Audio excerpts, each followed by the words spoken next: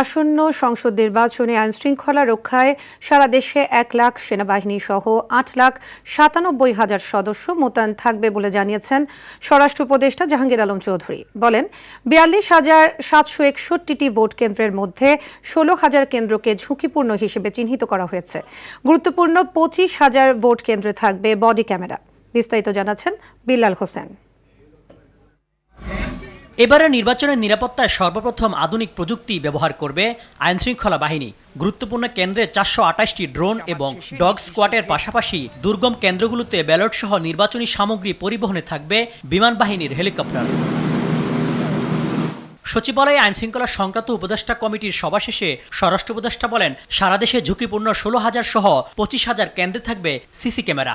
Police সদস্য কর্তৃক অধিক গুরুত্বপূর্ণ এবং গুরুত্বপূর্ণ ভোট কেন্দ্রে ২৫,০০০ বডি ওয়ার্ন ক্যামেরা ব্যবহার করবে।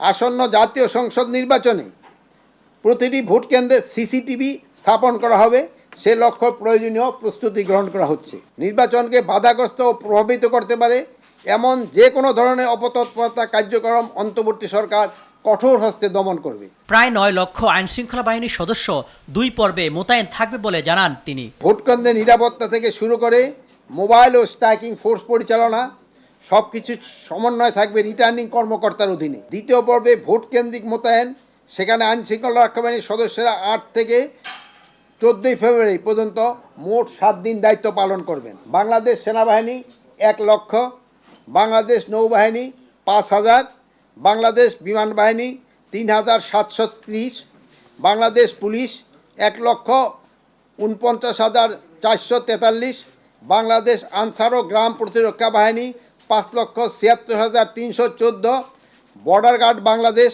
৩৭,৪৫৩, বাংলাদেশ কোস্টগার্ড ৩,৫৮৫, র্যাব ৭,৭০০।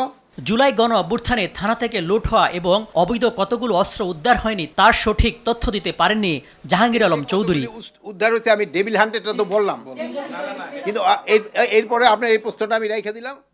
বিল্লাল হোসেন, RTV, ঢাকা।